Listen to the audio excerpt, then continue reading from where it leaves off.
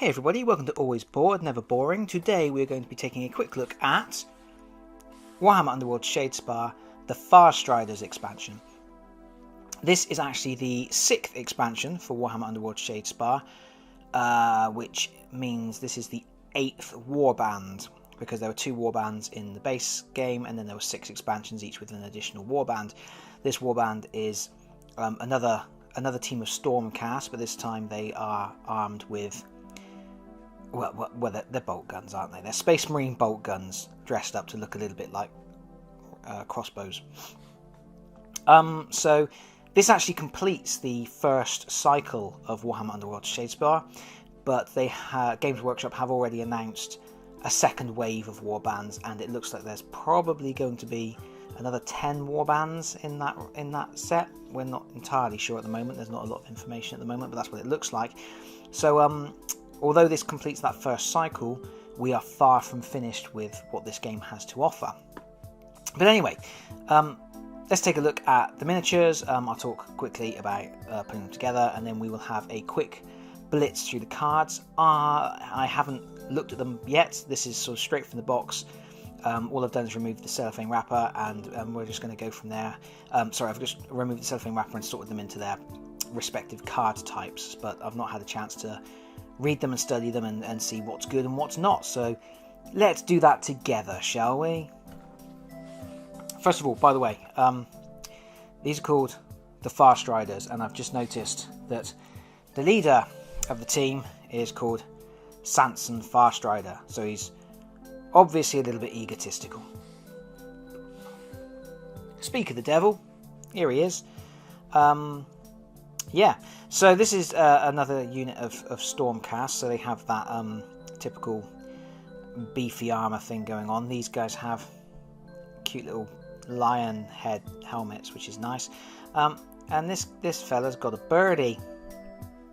Unlike other Shadespire models, these appear to have like woodland type bases. All the other models, this is the first time I think we've seen things like logs and broken trees on the bases.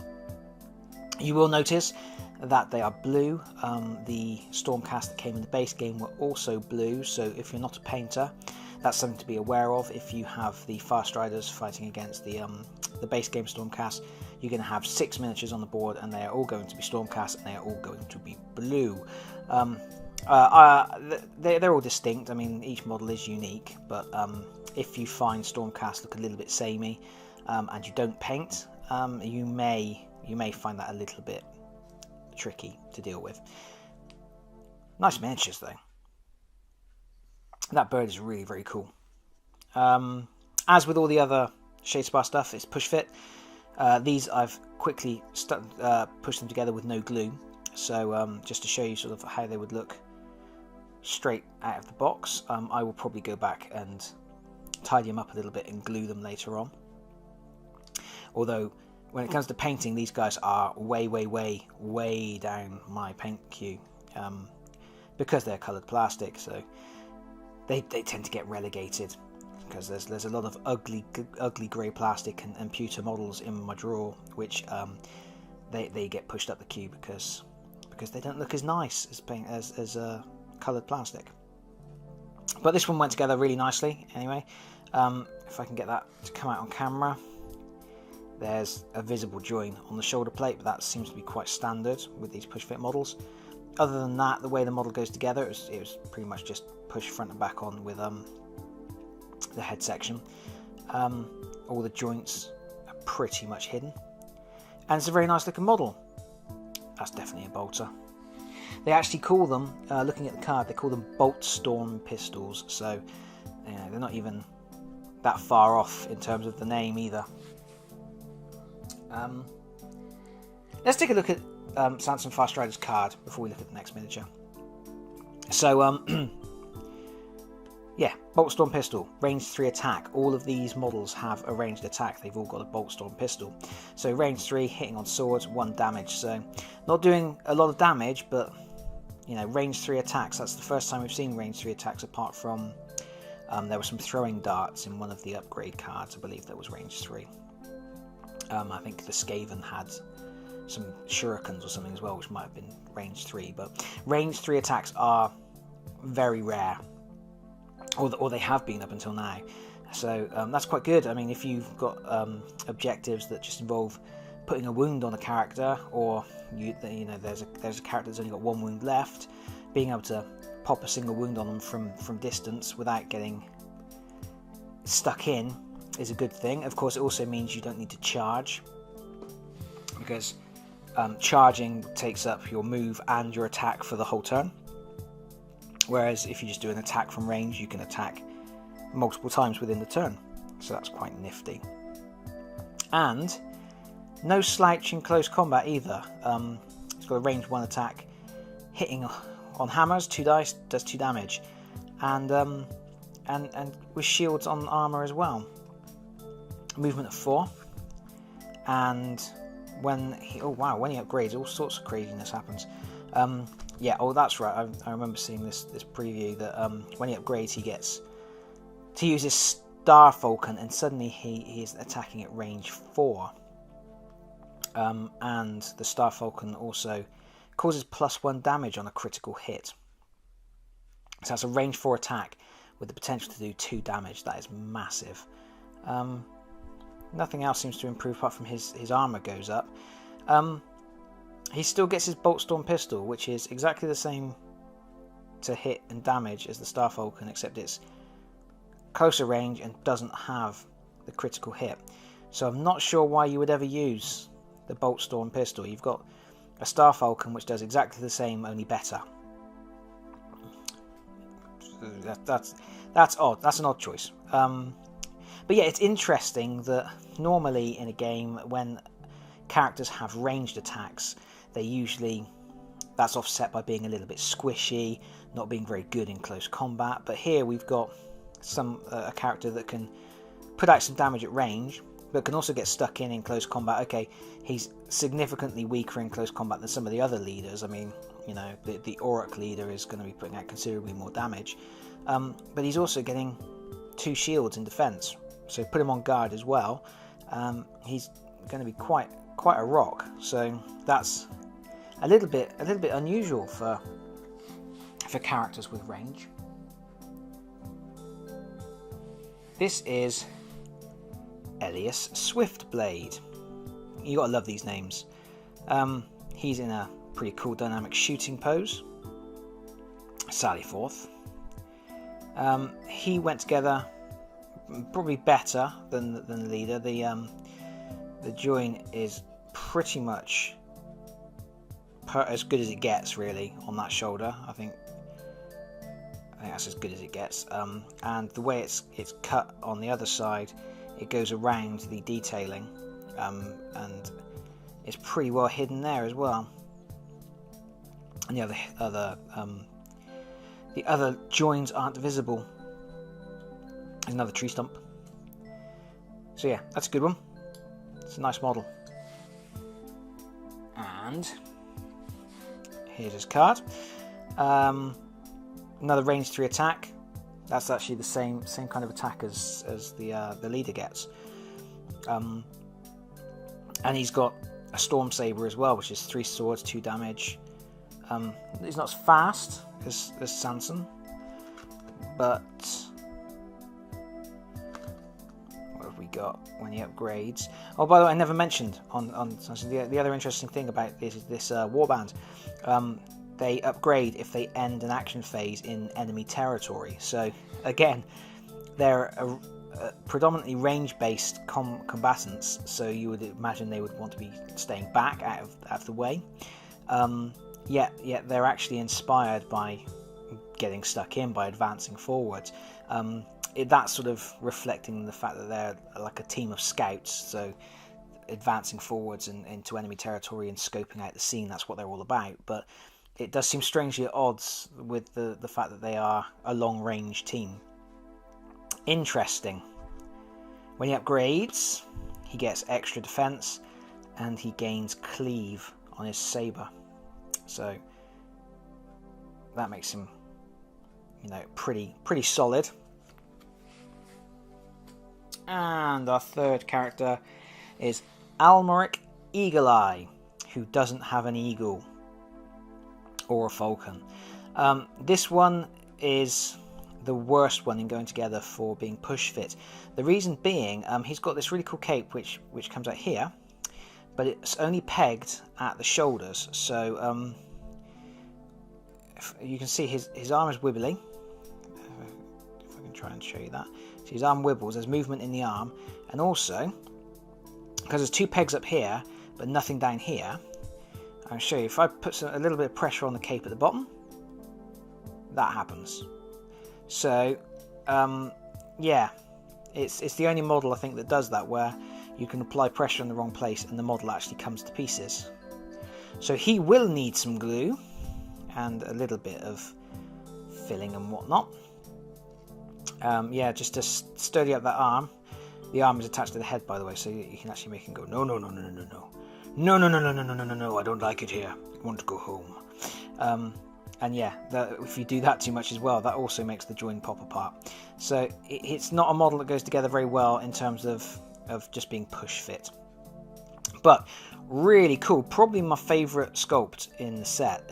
He's got his foot up on this tree stump here, and he just looks awesome. Just a really cool dynamic model, and I do like him a lot. Very cool. He should be the leader because he's awesome. Here's his card. Again with the range. He's got shock hand axe, which actually gives him. Is that the same? Yep, that gives him the same combat attack as the leader. And yeah, he's inspiring on advancing, same as everyone else. And when he upgrades, he gets the extra shield in defense. Doesn't get any faster. And yeah, not you know, you would imagine as well that the range characters usually are quite fast, but these guys are still moderate. They're not slow, but they're not racing it. Sanson is the fastest with a movement of 4. But yeah, his close combat goes up. Interestingly, neither of the other two characters, their ranged attacks don't get any better. I think that's because in this game range is such a powerful thing anyway. Obviously Sanson improves his range, he gets the falcon, but if everybody on the team was getting an improved ranged attack, I think you would end up with the latter part of the game just being these guys ripping into people from distance, getting shot after shot after shot on them. So I think that's probably a good call that they don't improve on their attack from range, but there's still sort of that incentive to get in. And of course, once you've inspired, it means you're in enemy territory, which means you're probably about to get into fisticuffs anyway, which means that's the time when you want your charged hand axe to get a little bit more powerful. But there we go, that's the team. It's the same as with the first Stormcast team. It's just 3 characters. Robust, solid characters. They've got good number of wounds. They've got 4 wounds. They've got the shields, and once they've inspired, they get 2 shields in defense. So on guard as well, they're really going to be able to soak up some damage whilst popping at people at range. Let's take a look at some ploy cards. Now, like I say, I haven't looked at these yet, but I have sorted them into the ploys, the upgrades, and the objectives, and I've sorted the decks so that all of the faction-specific cards are at the top, and then there's the universal ones at the bottom. And it is worth noting that even though these are Stormcasts, they have a different warband symbol to the Stormcasts that come in the base game, so you cannot use these faction-specific Stormcast cards with the other warband, and that goes the other way as well. So what have we got? Sorry if you're getting some glare off the lights there. Warning cry, choose a friendly fighter and put them on guard. Wow. I mean, I was just saying about the fact that, you know, they're getting 2 shields once they're inspired. Stick them on guard, put someone else in support of them as well, and they're basically an immovable object, aren't they? Steady volley. The first friendly fighter to make a bolt storm pistol or overcharged bolt storm pistol attack action in the next activation can be pushed 1 hex before they do so. Interesting. That gives you a 1 move before you actually shoot. Also interesting, it's specifically for Boltstorm pistols or overcharged Boltstorm pistols. It's not for ranged attacks. That means you wouldn't be able to use that with the Falcon, with Sanson's Falcon, and that also, I guess, would explain why he keeps his Boltstorm pistol attack as well, because if you've got a card like that that keys off of the Boltstorm pistol, and you lost it because you'd upgraded, you might lose some utility there. So if you've got that card, you've got your options of either shooting at range with the Falcon, or getting a push and then using your Boltstorm pistol instead. Which of course amounts to the same distance overall, but gets you to move a space as well. And obviously in this game, movement is so important. There might be a reason for that. You might get to move on to an objective. You might get to move away from another character who's getting ready to hit you. Lots of reasons why you would want that one movement. I've got to try and get through these a bit quicker. Retribution, play this after an attack that damages a friendly fighter. That fighter can make an attack action that must target the attacker. This is quite cool, these with the Farstriders, because even if they get pushed back, they've still got a gun. So they can still do a retaliation. Sometimes if you get a retaliation card, you get pushed back, you're out of range to do anything with it. But these boys are always in range. Rapid volley, play this after a friendly fighter's Boltstorm pistol. Again, another card keying off of Boltstorm pistol. This starts to make a lot more sense now. That fighter can make another Boltstorm pistol or overcharged Boltstorm pistol attack action that targets the same fighter. None of the characters, when you inspired, the Boltstorm pistol attacks are still called just Boltstorm pistol. So I'm assuming overcharged Boltstorm pistol must be an upgrade. Yeah. So anyway, that's quite good. That's a chance to hit again, do some more damage from range. Obviously, range is always so important. Choose 2 friendly fighters, push them 1 hex. That ranges advance. To me, chosen men. That's cool. Yeah, movement. Like I say, the guys here have got sort of middling speed. So yet they want to be getting into enemy territory. So cards that are going to give them extra pushes is good. And that's 2 friendly fighters to push. So that's really good. Normally you get 1. Patient defense. The first friendly fighter to be targeted by an attack action gets +1 defense. That sort of thing's pretty standard. I think this is probably one of my... It's not... Disappointment's not quite the right word.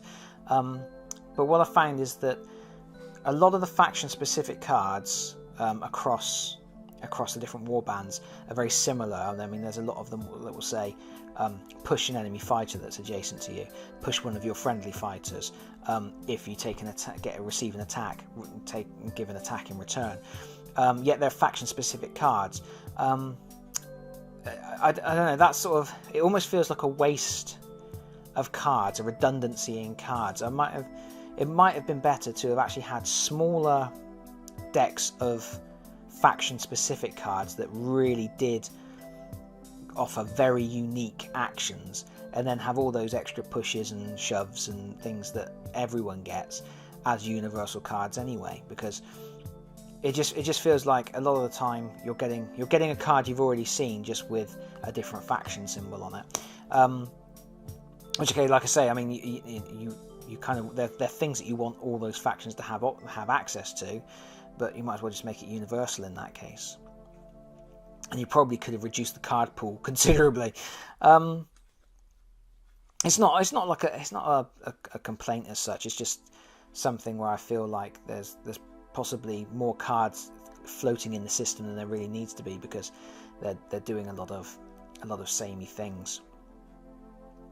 You'll also find that there's a lot of faction-specific cards where there's a universal card that does the same thing but ever so slightly better. So unless you're going to run both of those cards, you're always going to pick the universal one anyway, which again makes it feel a little bit like you're homogenizing the teams. I would really like to have seen the faction-specific stuff do really unique things. Like, for example, I mean, that Rangers Advance card. I may be wrong, because I'm going from memory here. I don't have all the cards committed to memory. I don't think there's another faction that has a card that allows 2 friendly fighters to push at the same time. So, and yet that kind of really brings out that flavour of them being a team of scouts. Where was I? Lightning Stride. Double the move characteristics of the first friendly fighter to make a move. That's very cool. They may not make a charge action. Once they have moved, they cannot be activated again in this phase. Alright, okay, so it's, you know, a burst of speed, but at the expense of doing anything else. But if you're going to do that as your last action on the turn, or if you're not going to want to do anything else, good card. You know, that movement is so important in this game. Getting to move 6 or even 8 spaces with Sanson is very good. Lightning Blow, the first attack action in the next activation has +1 damage. Again, so that kind of emphasises what I was just saying, really. The first attack action in the next activation is +1 damage. That's a very generic card. It's a card that every faction has a card that does that. So why does it need to be a faction-specific one? It just it would have been nice if those faction-specific ones did slightly different things. Firm Footing. Roll an extra defense dice for friendly fighters holding objectives in the next activation. That's very cool. That's really good. Yeah, I think the Farstriders are going to be sort of an objective catching type of team. I can see them getting into position on objectives and then holding those objectives, popping away at people at range with their bolt pistols just to kind of keep them on their footing, on their guard, off balance, and sort of accruing some glory points from ranged damage whilst sitting on those objectives. Fearsome Roar. Choose an enemy fighter adjacent to a friendly fighter, push them 1 hex. Pretty sure there's one of those in most of the faction decks. There's certainly one in the Blood Warriors, which I looked at not long ago. Twist the Knife. Play this during a friendly fighter's attack action that has a range of 1 and will succeed. It has +1 damage for that attack action. That's very cool. The damage output is middling on these guys, so that's good. Improvisation. Discard all power cards in your hand and draw 3 power cards. Oh, we're into universal things here. That was the first universal card, by the way. And this is a universal one as well. Discard all power cards in your hand and draw 3 power cards. That's cool. That's cool. I mean, I think we've all had that point where you've got a hand of power cards that are doing nothing because they're upgrading a character that's already dead, or they're just not going to help you out in the particular situation you're in. Get rid of them. Dump them. Ephemeral Shield. The first friendly fighter to be targeted by an attack action in the next activation has +1 defense. Thought it was going to be something more exciting than that, going by the name. Inspiration Strikes. Choose a friendly fighter. They become inspired. Awesome. Love stuff like this. Nice to be able to instantly upgrade a character, especially if like I say, with the Farstriders, you've got to get into enemy territory, and that's not always what you want to do. So it's nice to have a card that you can slot in that will give you an inspired character, especially if you get it sort of turn 1. You can very quickly get that in play. Quick Thinker. Play this after an enemy fighter's move action. Make a move action with a friendly fighter who has not already made a move action in this phase. Okie dokie. Extra movement, always good. The more movement, the better. Spectral Wings. The first fighter to make a move action in the next activation has +2 move. That's cool, but going by that name, I would have, maybe expected to see them being able to fly over enemy models or something. But no, just extra move. The extra move is good. Shard Gale. All fighters suffer 1 damage. Talked about this card before. This is going to be in every Auric deck because it's a power card. You play that, everybody takes a damage, all of the enemies and all of you, because it's all fighters. It's not all friendly fighters or all enemy fighters. It's all fighters on the board, and that is good for all kinds of reasons. I mean, if you're an Auric team, it instantly inspires your whole team because they inspire when they take damage. So you suddenly got a whole bunch of angry berserking Aurics to deal with. But if you're playing against something like skeletons, you're putting the hurt on the other team, and really putting them in a very precarious situation where they're going to have some Skeletons crumbling like cracker bread. Lethal Strike. If the first attack action in the next activation is a critical hit, double its damage characteristic for that attack action. That's nice. Yeah, that's very cool. There was a card I looked at the other day that hit on axes, on hammers, sorry, and actually treated hammers as a crit. So that in combination with Lethal Strike would be very, very good and could really pretty much take anything in the game out of action with one hit. Frozen in Time. Choose an enemy fighter and roll a defense dice. On a roll of shield or crit, that fighter cannot make any actions or be damaged in this phase. That is cool. That's got some cool implications. So many that I can't even think of any off the top of my head. No, yeah, that's going to be, you know, if your opponent has moved a character into position, you know he's going to get a big attack on, or he's just about to claim something that's going to get him a load of glory. You basically just take that fighter out of commission for the rest of the phase. That is very cool. It's one of those 50-50 sort of cards, and I don't like to put too many of those in my deck because dice hate me. But 50-50 cards generally they're high risk, high reward. If you can pull off the dice roll, you can really get some amazing results. Great Concussion. Choose a hex on the battlefield. Push all fighters one hex in whichever order you choose. The push must move them away from the chosen hex. That's cool. That's a coolio card. I like that. Right. It's a long video. If you're still with me at this point, thank you very much. We're going to do the upgrades now. But first, a word from our sponsor, which is me.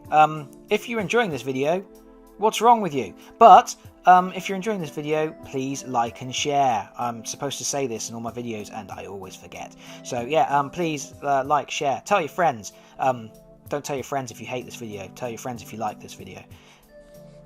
Upgrade cards. Etheric Step. This fighter can move through other fighters during a move action, but must end their move in an empty hex. We're back into faction specific, by the way, and that is pretty much doing what I was expecting that the wing card that we just looked at to do. Moving through other fighters is super powerful. That's an essential card. That's an essential card. Furious Blow. During an attack action that targets this fighter and has failed, this fighter cannot be driven back and can make an attack action. It must target the attacker. Okay. Oh, by the way, forgot to note, that was restricted to Farstrider, the leader. That's a little bit confusing. It's restricted to Farstrider, but they're all the Farstriders. And then you've got Sanson Farstrider is the leader. They should put Sanson there. Or called Sanson a different name. Yeah, Furious Blow, that's for Eagle Eye. He's the dude with the axe, so he's actually quite crunchy in close combat. Sharp Eyes. This fighter's attack action gain cleave. Attack actions. So that's range as well. That's all of the attack actions.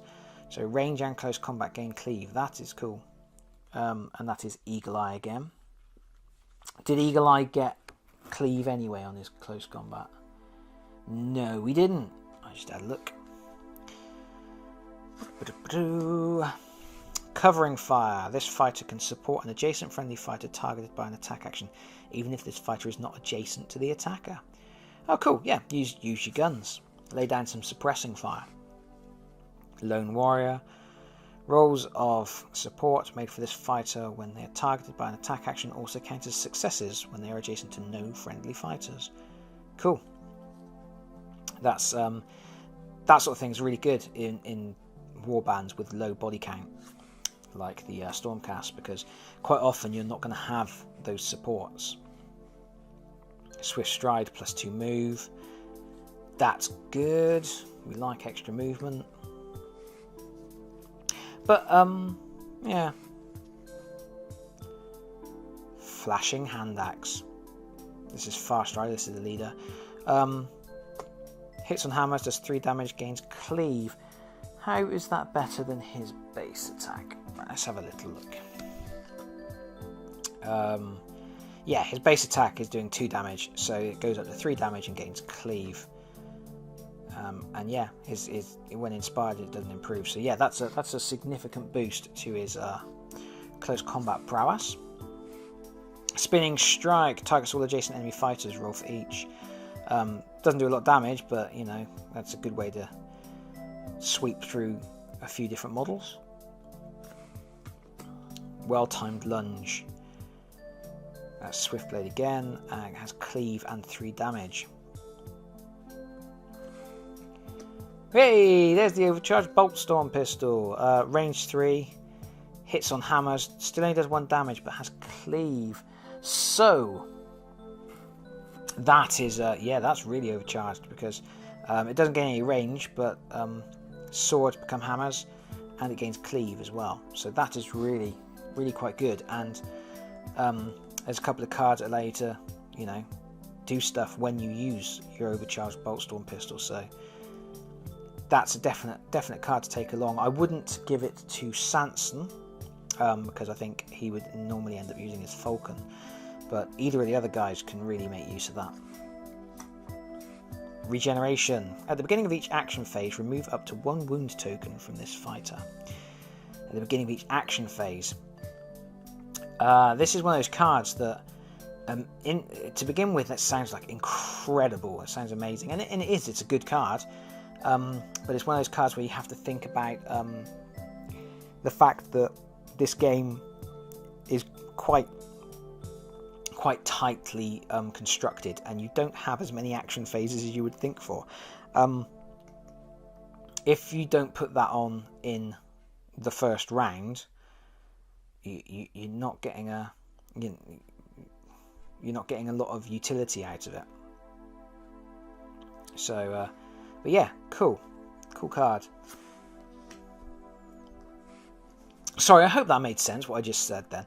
But basically, in this game, because you only get 12 actions in the whole game, and there's 3 action rounds. There's a lot of cards that, to begin with, feel like they're massive and you're going to get loads of use out of it.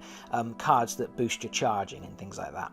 But when you're actually in a game situation, you realise that you don't get many opportunities to use those cards just because of the way the game is constructed. So it's really interesting. It forces you to reevaluate what these cards can do.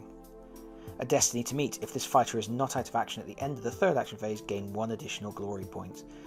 That's quite cool. I'm not sure.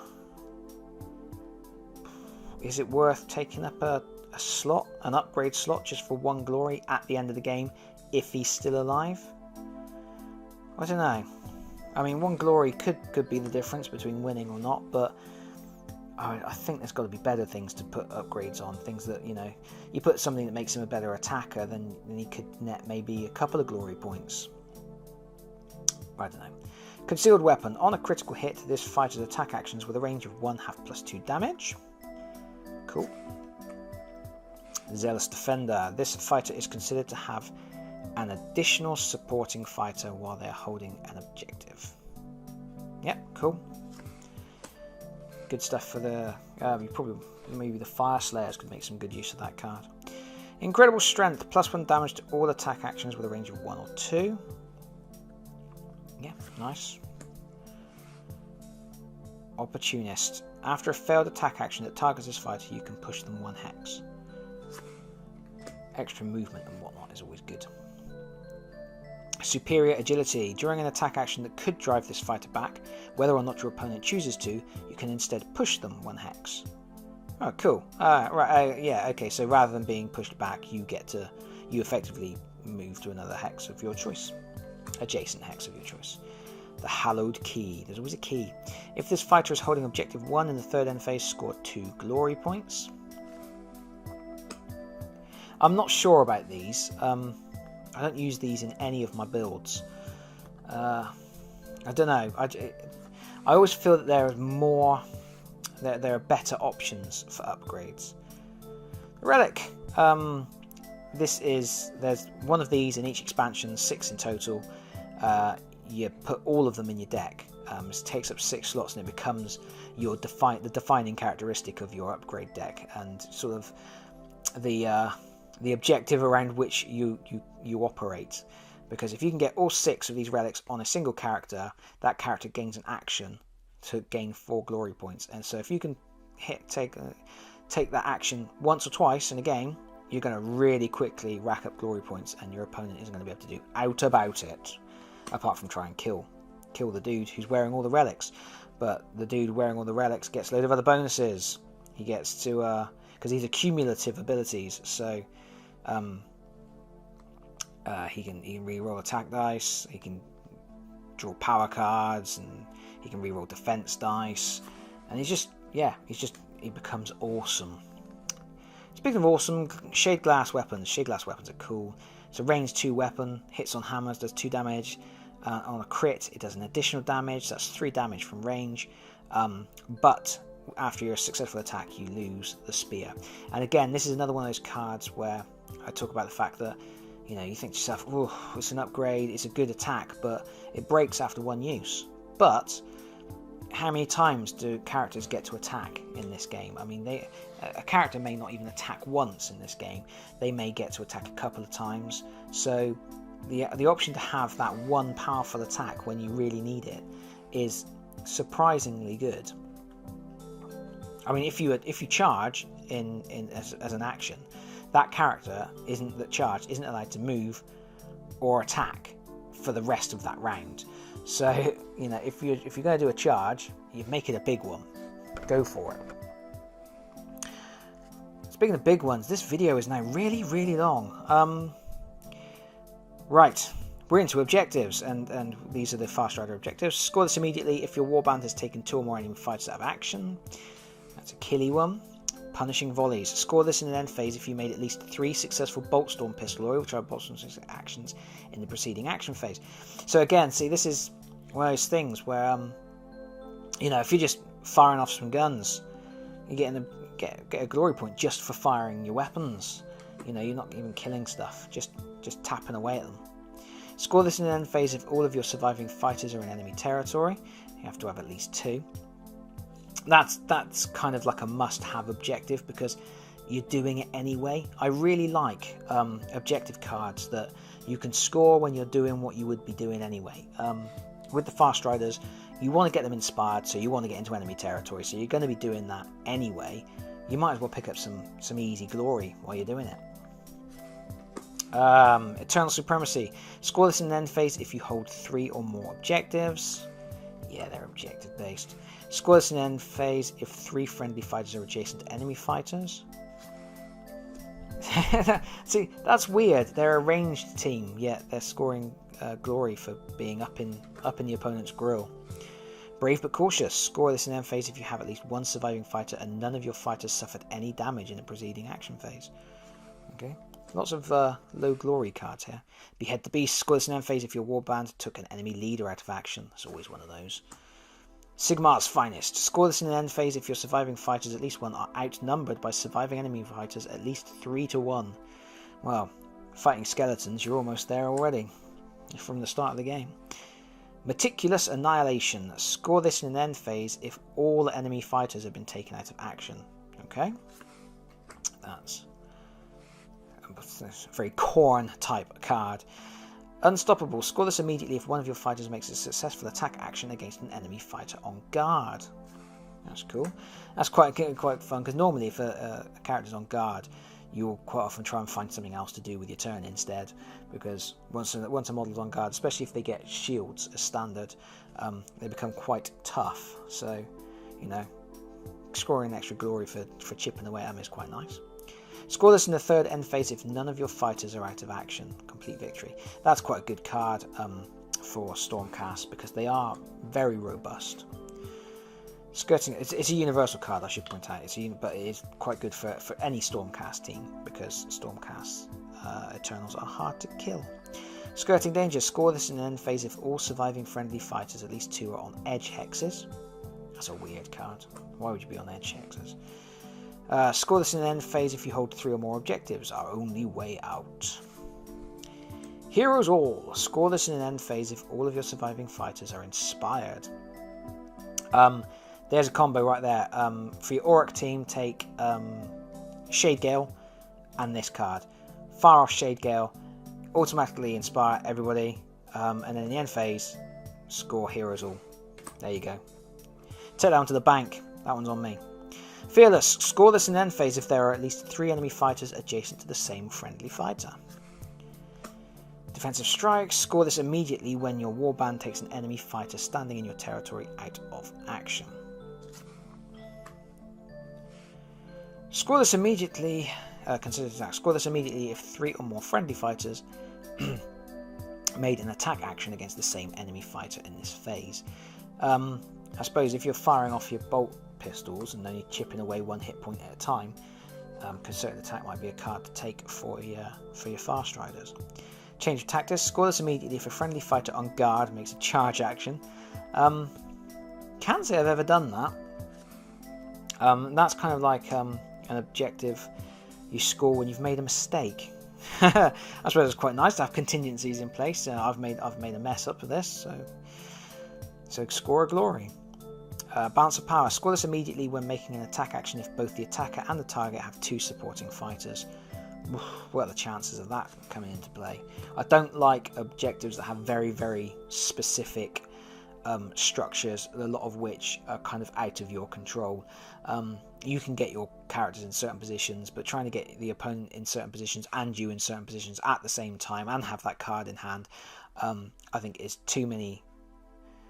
You're juggling too much at once. Last card, Advancing Strike. Score this immediately when your warband takes an enemy fighter standing in enemy territory out of action. Okay, fair enough. And that's it. That is all of the cards. That's 60 cards in total. I think it's 31 universal ones, and then the rest are faction specific. And there's some interesting stuff in there. There's some cool stuff, and that actually completes the first wave of the Shadespire expansion. So that we now have the first wave, a complete pool of the first wave of cards. So what are people thinking? What do people think of the cards they've got available? What's good? What's not? Let's have a chat. Let me know in the comments what you're thinking. Are you going to carry on with Wave 2? Do you feel like your game is complete, having with 8 warbands and that many universal cards? If how many cards is it in total in this set? It's got a number here. 437. Right, so is that enough cards? Do you need more? Are you already looking forward to the next wave? Do you like the Farstriders? Do you like Margor's Fiends? Has this round of 2 expansions benefited the game? Let me know, because I've been talking for ages and it'd be nice to hear somebody else's opinions. Thank you for watching. This video is humongous. It's over 40 minutes long. I apologise for that, but I do like to talk about Shadespire. Thank you very much for watching, everybody, and I will see you all again, hopefully, very soon. Bye-bye.